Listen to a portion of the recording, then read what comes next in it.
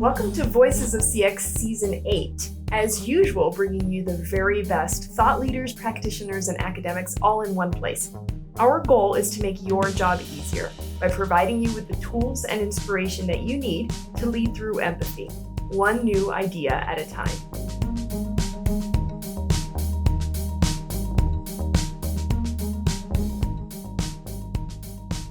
Ladies and gentlemen, we are back.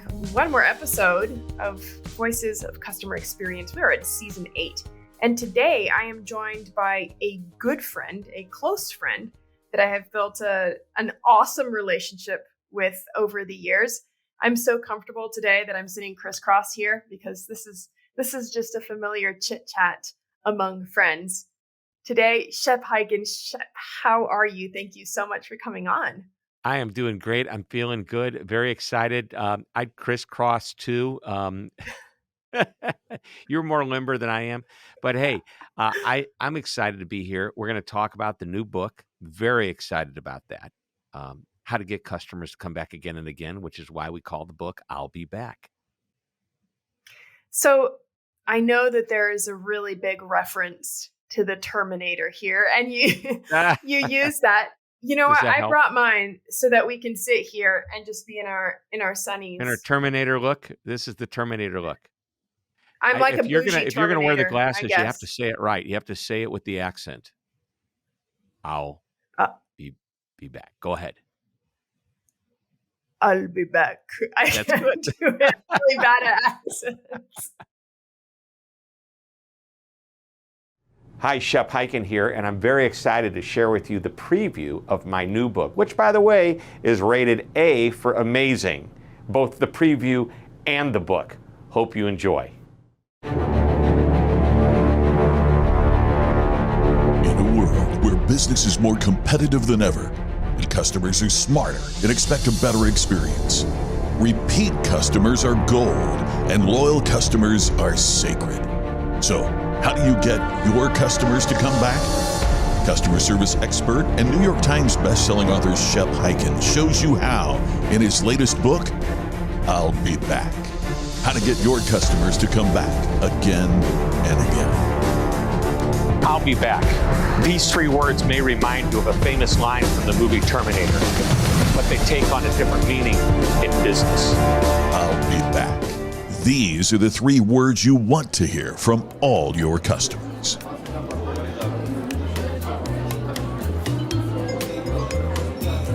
It's frustrating when you make customers wait. Terrible service. Relationship terminated.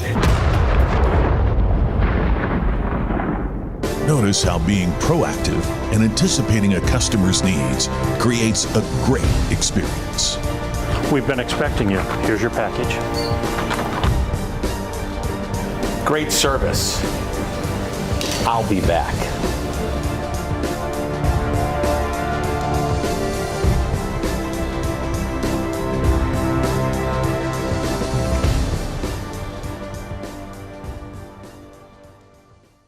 So I'll be back. Your book is about bringing customers back again and again, I imagine. Yeah, well, that's exactly what it's about. You know, this idea has been bouncing around in my mind for a long time. We do a lot to measure customer satisfaction. We look at NPS scores, Net Promoter Score. I can't imagine anybody doesn't know what that is, but just in case, on a scale of 0 to 10, what's the likelihood you'd recommend us? A 9 or a 10 score is a promoter. 7 or 8s are passives, meaning, you know, they're not actively willing to recommend, or you don't know where they are. Maybe they're willing to go the other direction and leave you. And then anything less than that is a detractor. There's all kinds of ways to measure, but what you're typically measuring is history. How was the last experience, or how has your experience been? And what behavior measures is what's actually happening. So a few years back, I was working for a client in the hair salon business. They were a franchisor of hair salons. They had over 1,000 of them, and there were managers and owners of these franchises in the audience. By the way, I'm thinking, isn't this funny? They hired the bald guy who can't do market research and go find out just how good they are to do this speech. But I digress. And the CEO was talking to me about how they measure success. And he says, we like to know whether they were happy with their haircut. We like to know whether they'd be willing to recommend. But really what we want to know is their behavior. Are they coming back? Not, will they come back? It's, are they actually coming back? He says, we understand the different types of customers we have. For example, Mary, how often do you get your hair done? Once a week? Once a Every month? 8 weeks. Every 8 weeks. So you are Every 8 weeks. Yeah. 6 times a year, you're going to your salon. Do you go to the same salon over and over again, the same person? Yes, you do. All Over right. and over. If you skipped a couple of times, that would mean that could be 4 months, right? Would they notice? Oh, for sure. Would they call For you? sure. Would they want to find out sure, why? definitely. Is something wrong? Are you sick? Did you go out of town? Did you move? What happened? Well, it's the behavior. So they know your cadence as a regular and loyal customer, ideally, is 6 times a year. Another customer might be 12 times a year. But you get the idea. And what they wanted to do, what this gentleman was telling me, is he wants to make sure customers fall into the proper routine of being a repeat customer, ideally a loyal customer. And we talk about how there's a difference between repeat customers and loyal customers in the book. I'll be back. But that's the idea. Measure behavior. So this idea has been bouncing around in my mind for a long time. I even wrote an article or two about it. And then I said, you know what? I think it's time to write a book. I have a bunch of new material that's going to drive this concept and really give people a good idea of how they can create that I'll be back culture that gets customers to come back again and again. So that's kind of how it all started. That's awesome. How many books have you written so far, Shep? Well, this is the 8th book, plus we revised one of them and just re-released that one right at the beginning of COVID. What a perfect time to release a book.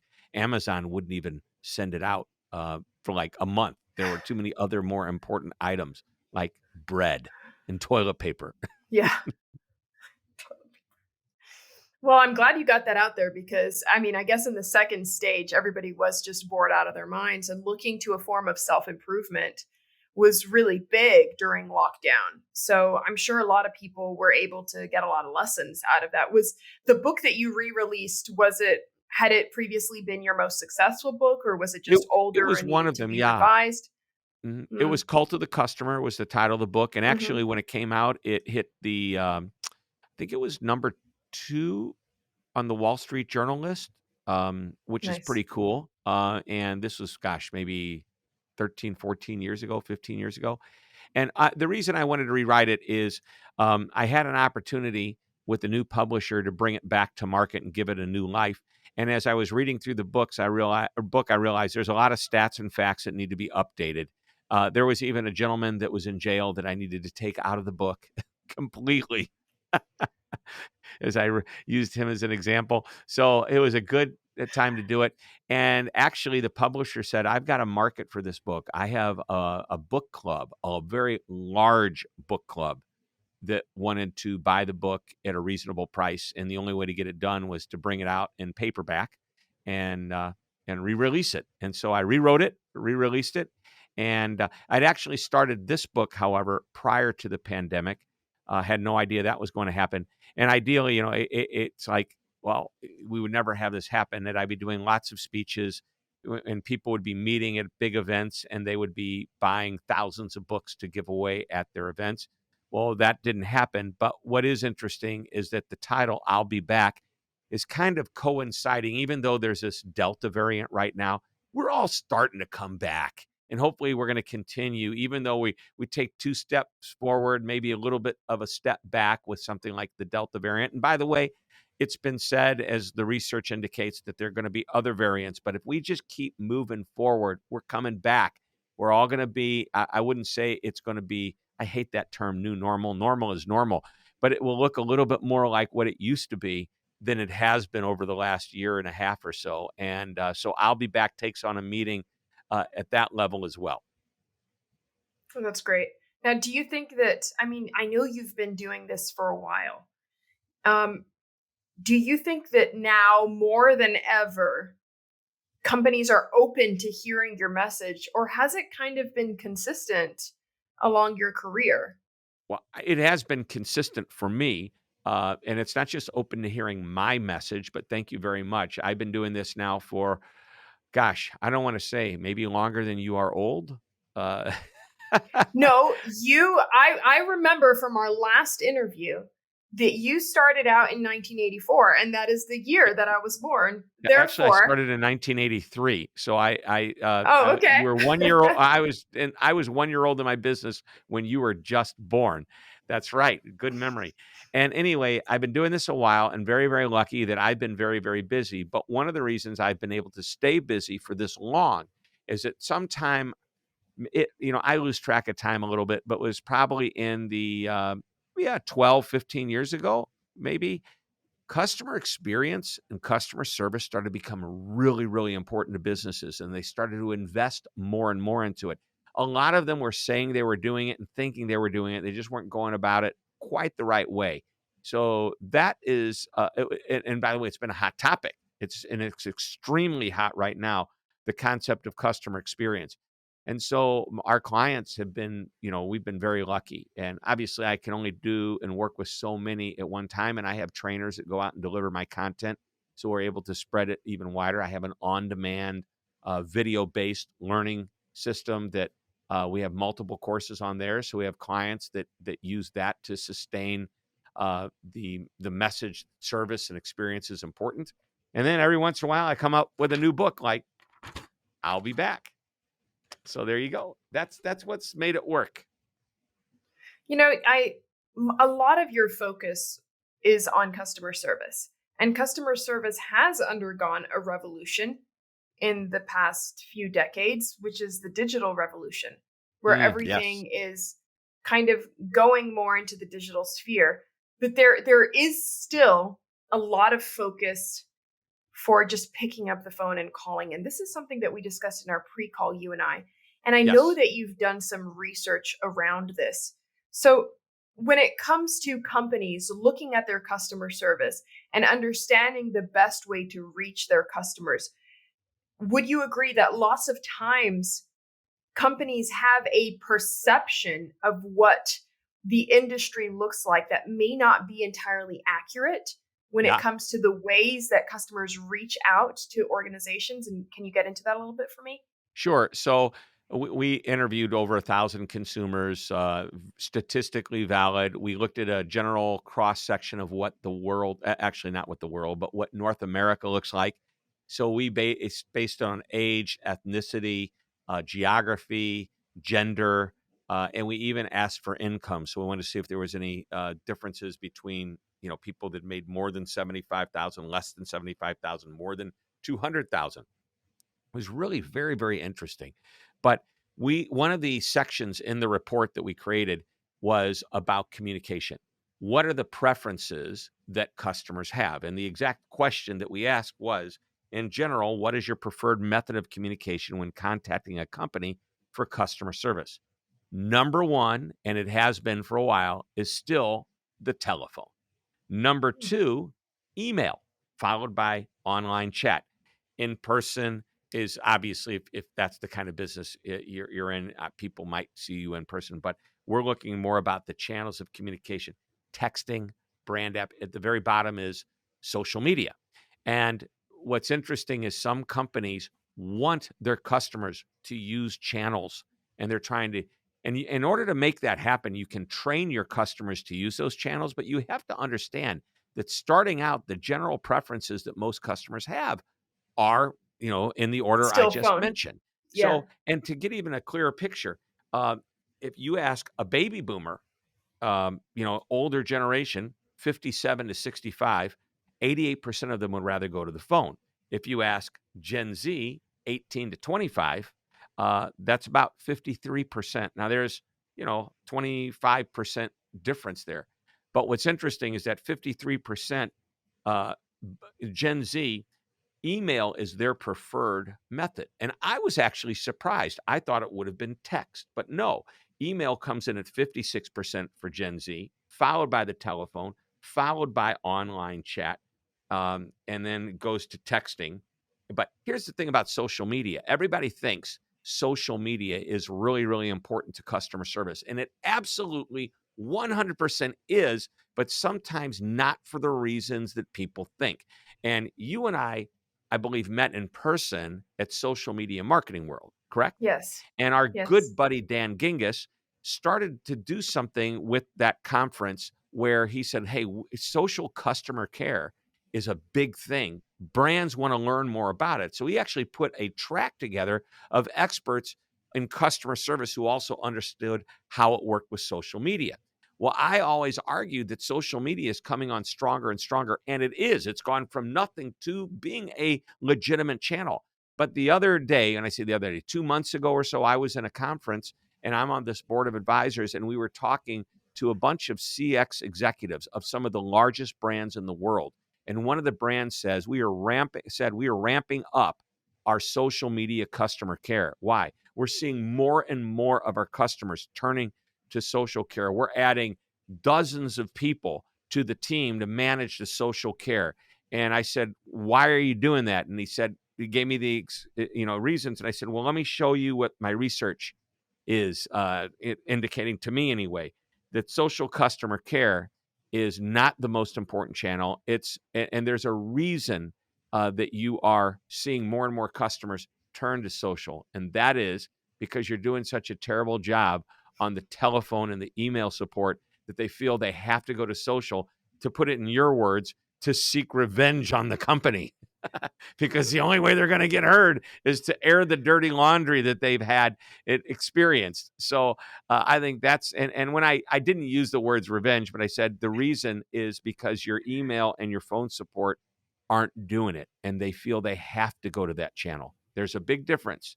They're going there because they have no other choice, not because it's their preferred choice. Yeah. Referring back to our friend Dan Gingiss, I remember when I had him on the podcast and on the multiple times that we've collaborated together, one thing that he always mentioned is that a social presence is really important, because you do have to be willing to meet your customers where they are. Yes, but that true. does not necessarily mean that you're going to be doing customer service. It can mean just listening or reaching out when someone mentions you, or when someone has a demonstration of loyalty by sharing a purchase from your organization with their network. It's not always about problems. In many, many times, it's also about how much they admire or like or get some sort of gratification off of doing business with your brand.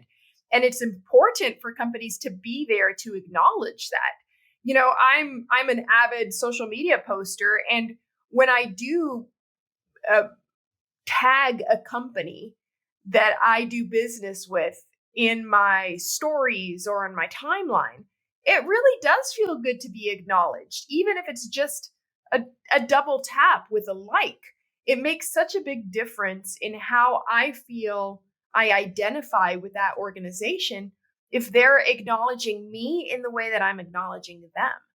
And Yep. I do think that a big portion of the social media part of customer service has to do with that acknowledgement, more so than the service, because we're kind of prepared when we have an issue. We're prepared to get on the phone.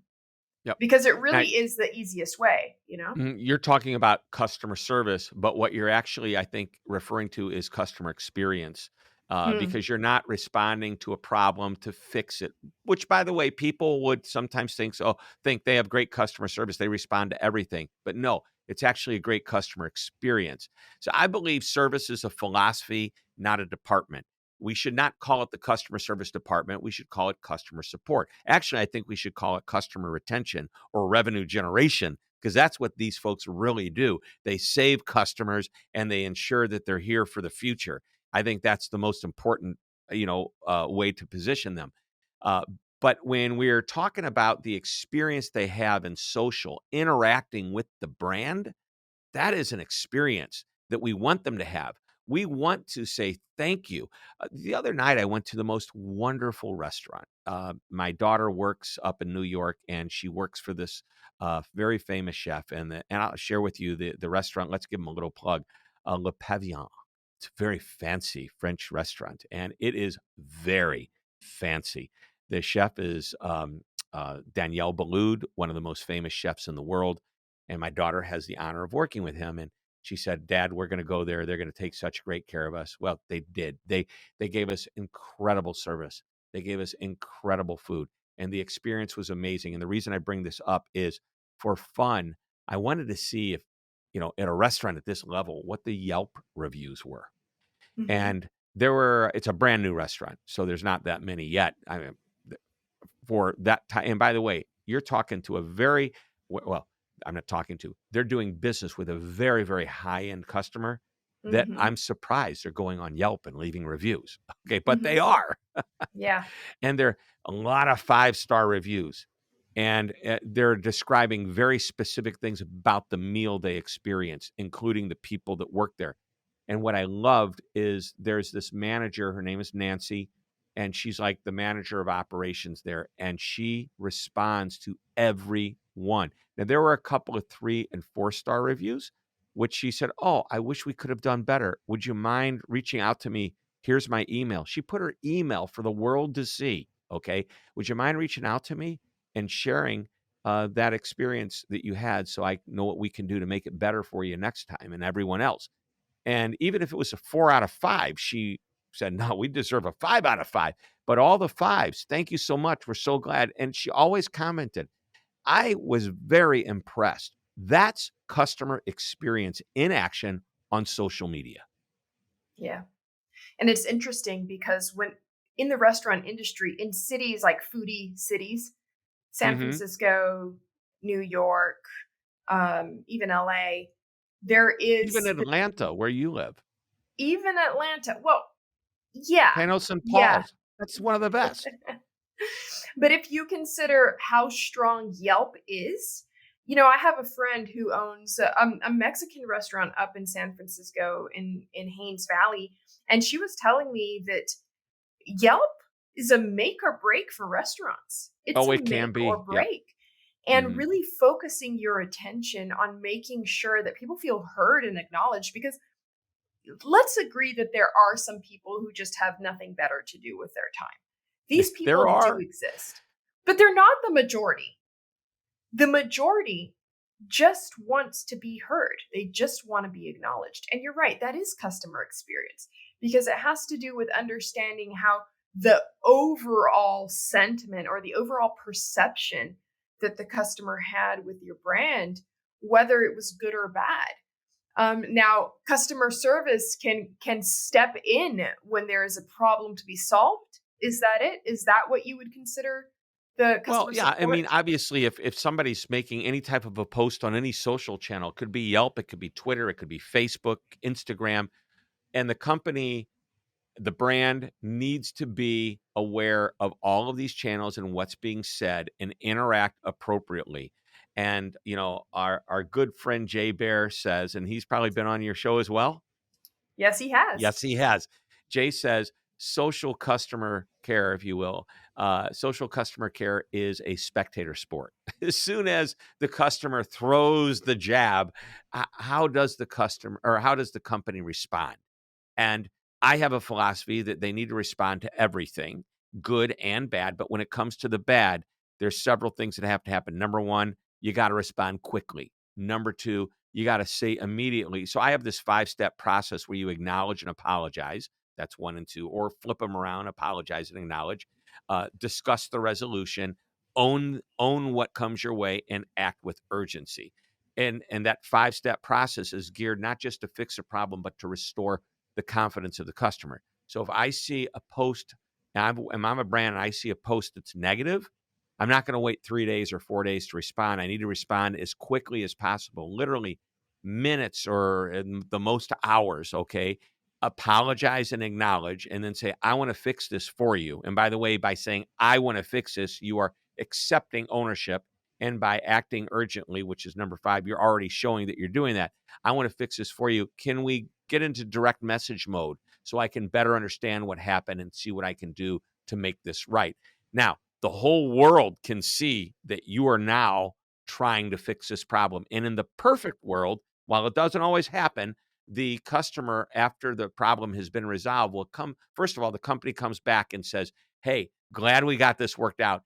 Thanks for letting me take care of this for you. Then in the perfect world, the customer comes back and says, yes, you're wonderful. Thank you very much. I'm glad I made my comment here, and I'm really surprised you got back to me so quickly. And I'm even more surprised. That's the perfect world. Just even some sense of acknowledgement from the customer that you've resolved the issue would be ideal. But you get the idea. That's what we want. Respond with urgency, acknowledge, apologize, discuss the resolution, move it offline, fix it, come back, make your comment, hope the customer responds. Well, I have a question to ask because it's been going on in my brain for a while, and I've been saving it for you. Oh, wow. For how long has this been going on? I'm going to say like 2 months. Oh, man. Okay, and you haven't just picked up the phone and called.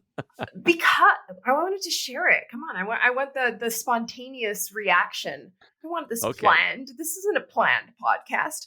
I was discussing this with my husband, and we couldn't come to a conclusion that felt solid enough for me to get behind it. So here's my question for you. When it comes to solving an issue for customers, many organizations will jump in with some form of compensation, right? In hospitality, sometimes they will comp your stay or your meal, or, throw in a free dessert or something like that. In other cases, they'll give you a coupon or a voucher to return at a later date to try to improve on that experience. Now, do you think that this is always the best way to solve it? Because when it comes down to it, these things do cost money.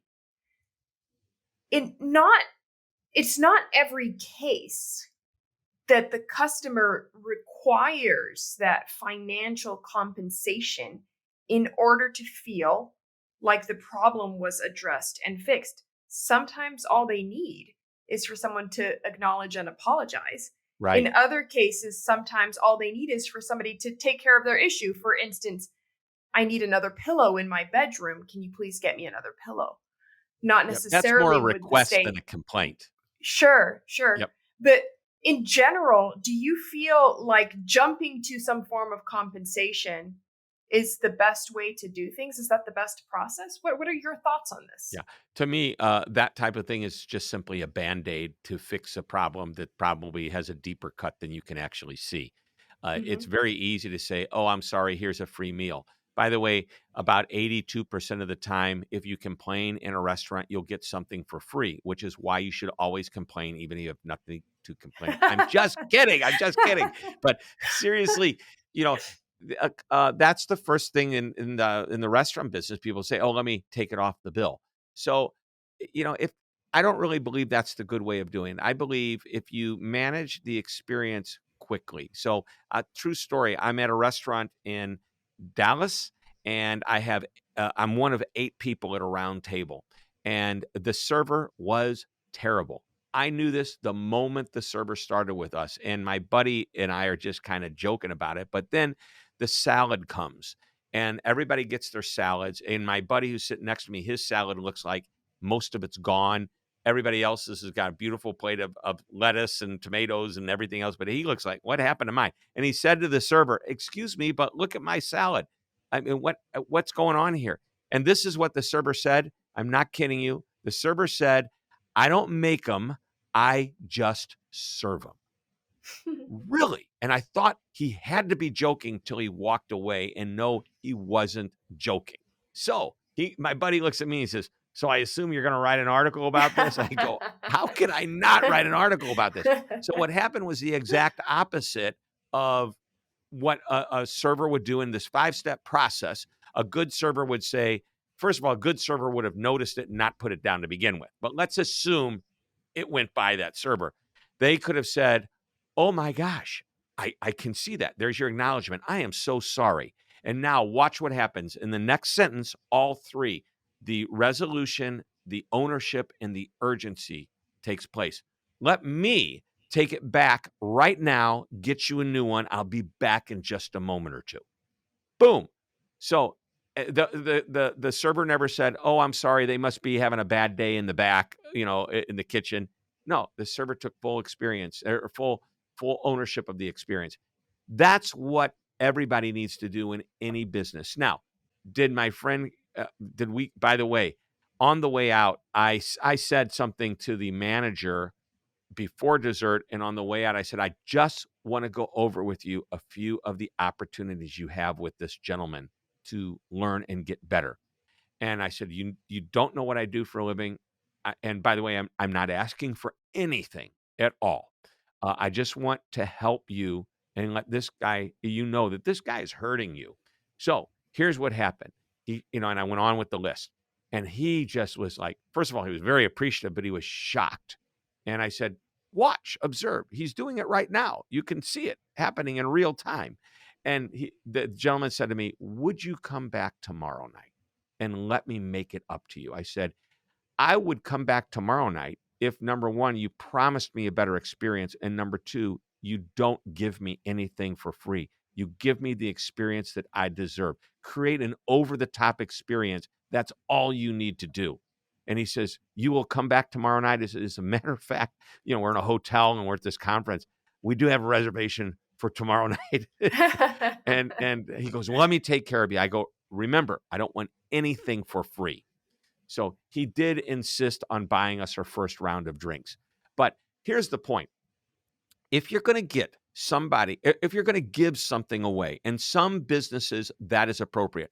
In the restaurant, I'm not going to give you something today. I'm going to give you something tomorrow. So I feel really bad this happened. Hopefully we made up for it. But you know what I want to do? I want you to come back, and the next time I want to buy you a round of drinks. The next time I want to buy your first, a round of appetizers for you. It's going to be on us. We're going to blow you away. If that's what you want to do. I remember on the wedding night, we stayed at the beautiful Ritz-Carlton in St. Louis, Missouri, where I live, and it was really great, but they made some pretty big mistakes. And you know what? And I didn't complain at all, but when I went to check out, the manager was behind the counter, and he had heard about the mistakes that happened. To give you an idea, what's a pretty big mistake? I brought my luggage for our honeymoon. We're leaving the next morning. I brought it in early. It's before the wedding, and I said, "I know we're not ready to check in, but here it is. Would you take it up to the room? And when we get there, it'll all be there." And we got up there, and it wasn't there. And they had lost the luggage. Oh I mean, they my couldn't even gosh. find it. They may have put it in a different room. Actually, they put it where it was supposed to go when they didn't know where it was supposed to go, and that was the lost and found. But that was like the last place that they looked for lost luggage. So usually you find cell phone cords in the lost and found. And anyway, Not whole I suitcases, right? exactly. So, but the manager was back there, and the manager was really nice. He said, "I understand we had some problems last night." And I'm thinking, "Oh, great, free room, free room, free room." No, I didn't get a free room. But what he did do is really cool. He said, "You need to experience the Ritz-Carlton the way it's meant to be experienced. I want you to come back here on your 1-year anniversary." And that point, he says, "I'm going to take care of the room that night." And you know what? It got us to come back.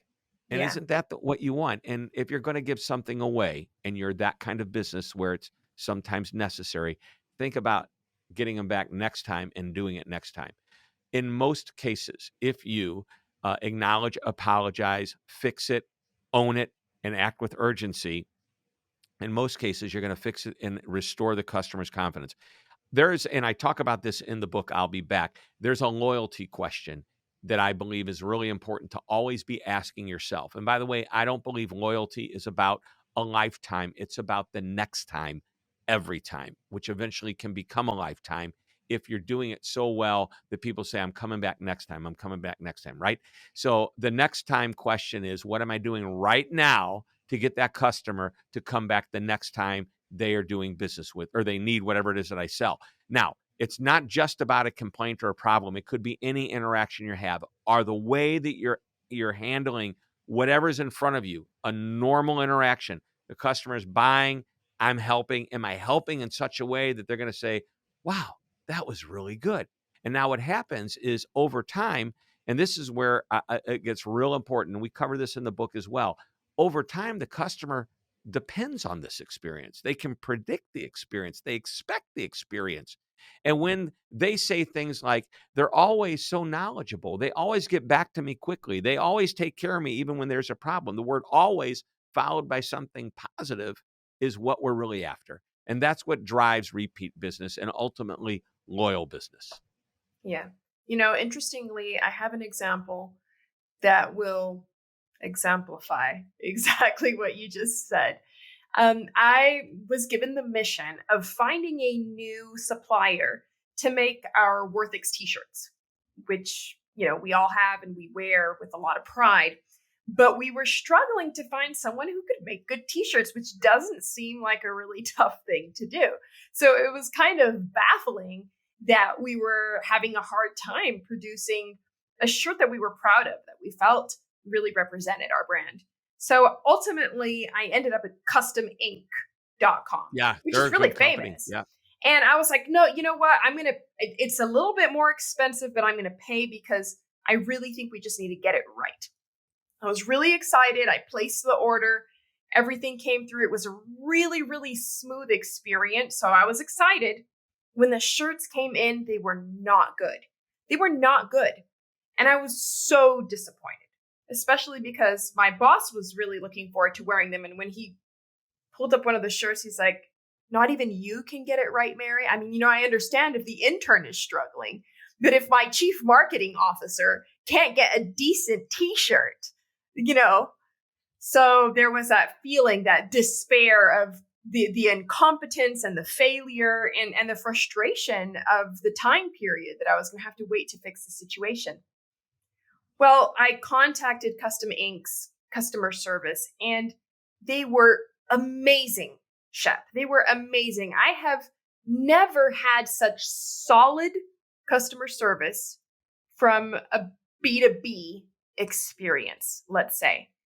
And they asked me for some pictures just to understand what was wrong. And when I sent the pictures, they said, well, since you were doing a trial run, what happened is that we printed a digital version. And that digital version truly was not good enough. This is not our best work. Let us make it up to you. Let us send you more shirts that we're going to do professional screening on so you can see what we're capable of. And they sent me these new shirts and they were so beautiful, so well made. But all of that with the quality of the customer service and the fact that the person on the other line genuinely cared about my business and me bringing my business to them, that as soon as I got that fresh order, I placed a giant order of t-shirts with them immediately. That's the idea, isn't it? Yeah. So, Yeah. they did it right. They fixed it. They did it right. And it's, they wanted to show you, obviously the product was bad and wrong. And in that case, I love it.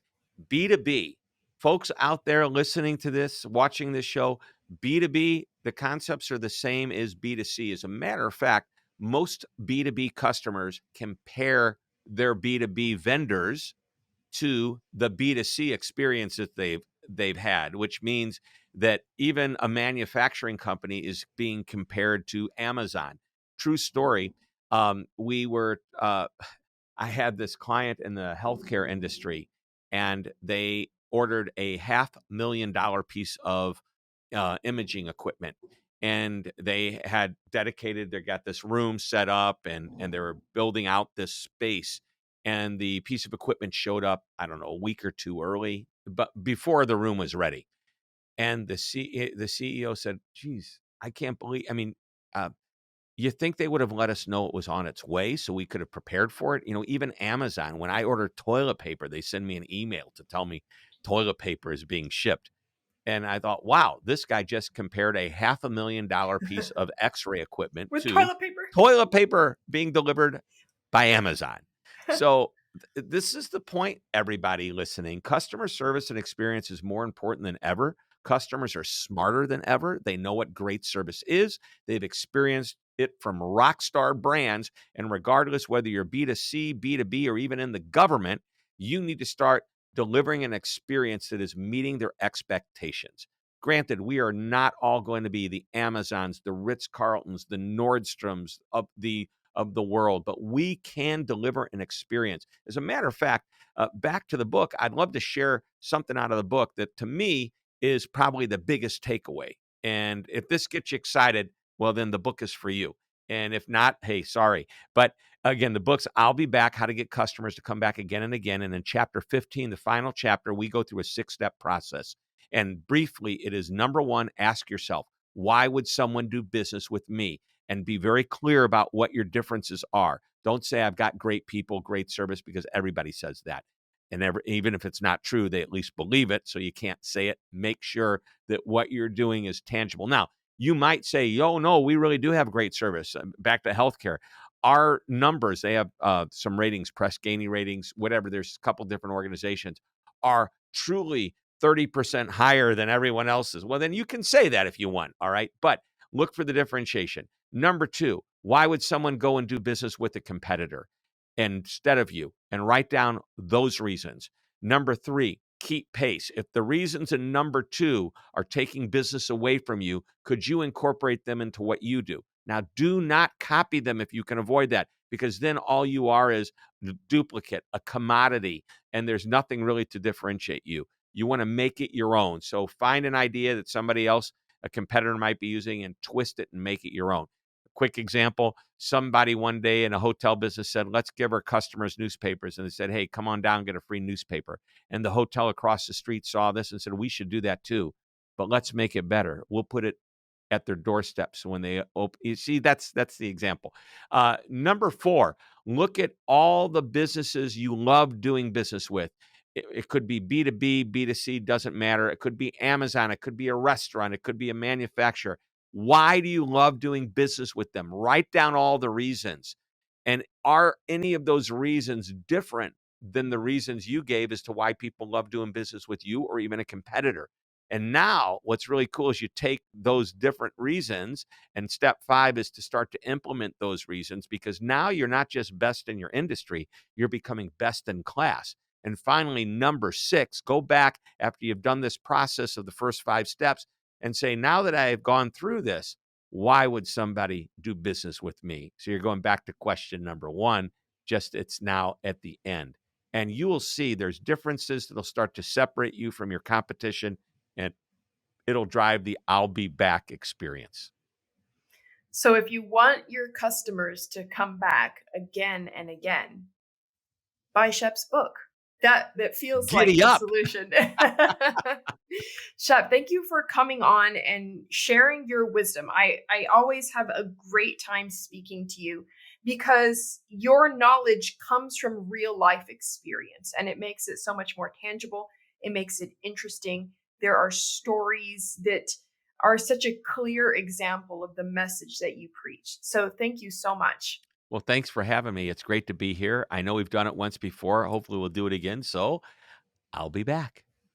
Perfect. Well, before we leave, where can we get your book? Oh, just go to Amazon, Amazon.com. If you want to go to my website, I'llBeBackBook.com, I'llBeBackBook.com.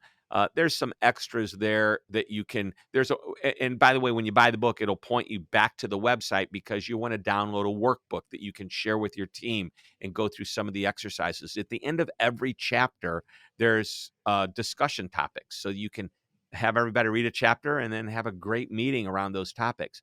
And there's some video on there that you might want to share with the team. So there's extras that we've put on the website, but the book will point you there as well. Wonderful. So go on to Amazon. As soon as they ship out your book, I'm sure they'll send you an email notification. It'll be great. It'll be great. It will be. Exactly. Thanks, Shep. Thanks for having me. That's our show. Thanks for joining us. We hope we've brought you one step closer to leading through empathy. It's our way of making the world a better place, one business at a time. Don't forget to subscribe and hit the bell if you want to know as soon as we publish a new episode. Voices of CX is brought to you by Worthix. I'm Mary Drummond. This podcast is hosted and produced by me, edited and co-produced by Steve Barry. See you next week.